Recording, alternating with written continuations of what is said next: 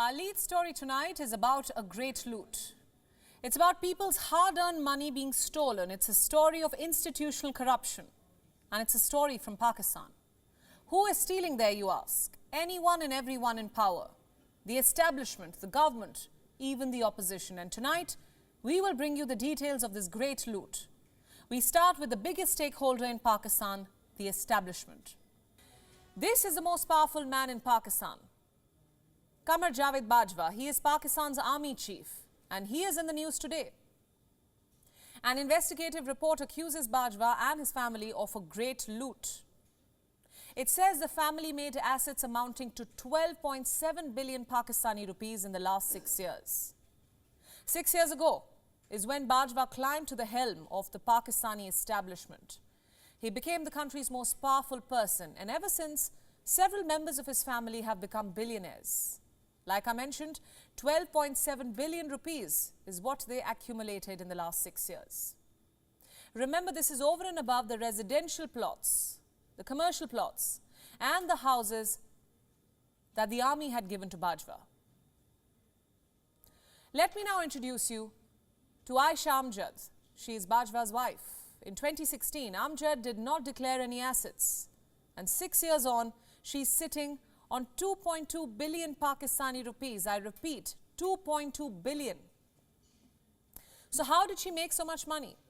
Invest in S&P 500 perhaps, or cryptocurrency. How do assets climb magically, rather multiply to 2.2 billion in just 6 years? Today she owns an apartment in Karachi that's worth 90 million Pakistani rupees. Another apartment in Islamabad. 3 plots in the same city, at least 2 commercial plots in Lahore, 2 commercial plazas. One is worth 650 million rupees, another is worth 309 million. She also has a farmhouse in Karachi.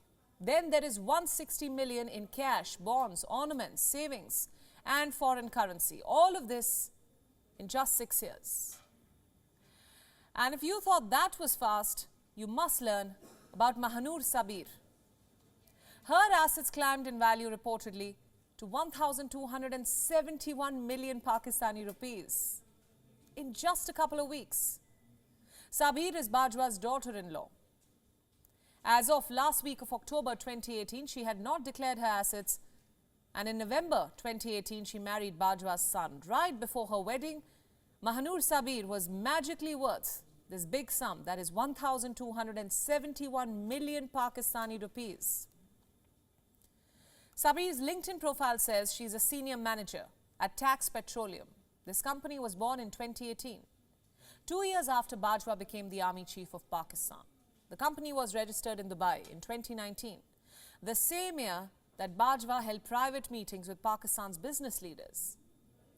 One thought, the military general was trying to bolster Pakistan's crumbling economy, doing something for his country, his people. But cut to today.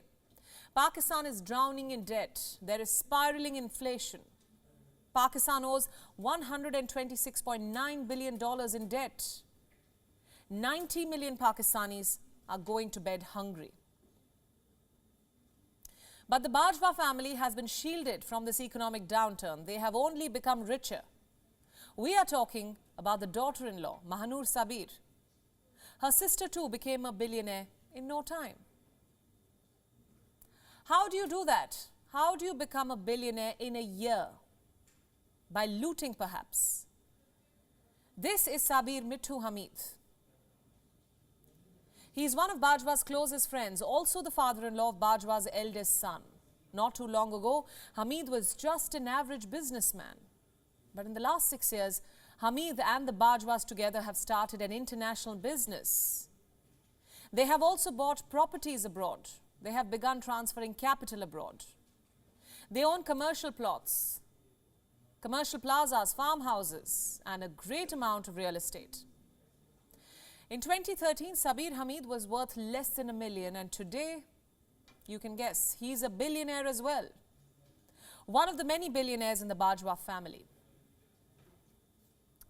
Tell me one thing, how is this fair on Pakistan? How do the powerful swim against the economic tide?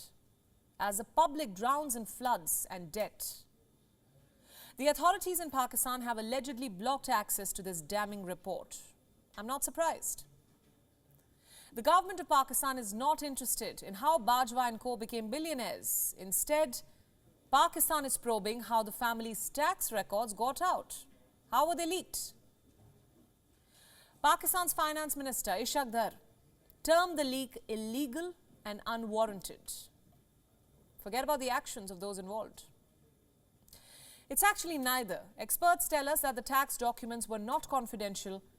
But you know what? Even if they were, shouldn't the people of Pakistan know what their establishment is up to? We're talking about the leadership here.